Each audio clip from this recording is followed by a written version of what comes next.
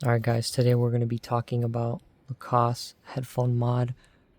As you can see, we have the Koss KC75s. I believe that's the correct model that I'm referring to.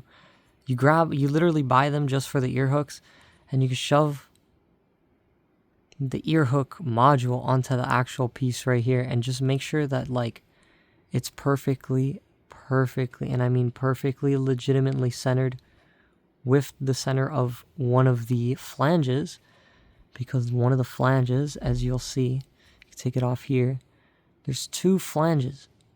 There's two like I don't know what you call them, like steps. It's like two steps, right? You could put it, all you gotta do is just literally slide it on over.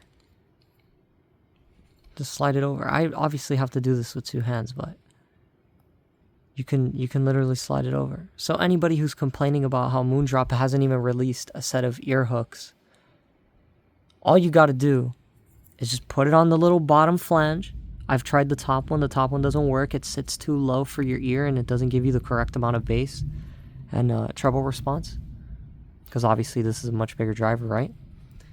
You put it on the bottom so you get it level with your ear, and then all you got to do is just bend the ear hook out from this part. You bend it from here, so you grab with your thumb here, and then you basically stretch it out, right?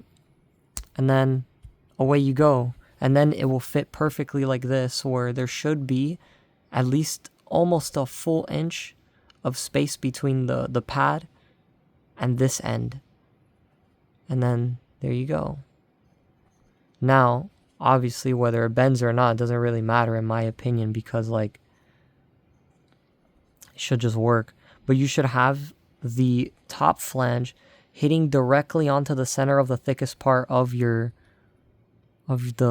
actual ear hook, so that it actually sits and maintains it, where no matter how many times you shake it, it shouldn't fall off. But obviously, if you're an animal, then it will fall off. So just be gentle.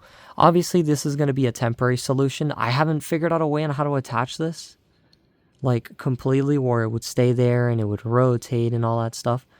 But I do notice here that there is a ball section on the bottom, and that's obviously for the legitimate headphones, for the actual KC75s. Because obviously, as we notice here, there's a tiny little ball structure. Tiny little ball structure there, and it just grabs onto that. Obviously. I mean, but look at the driver differences too. This is a 40 mil driver. I'm pretty sure this is a 36 mil. I'm not actually too sure. I just know that the pad looks bigger, so this obviously looks like a bigger driver, quote unquote better sound or whatever. But I don't know, bro. I'm an audiophile. I use these specifically for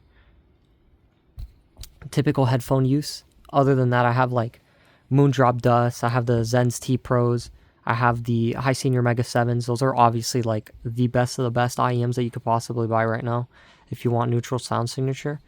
But yeah, just buy the $20 ones on Amazon, get them in gray or whatever color.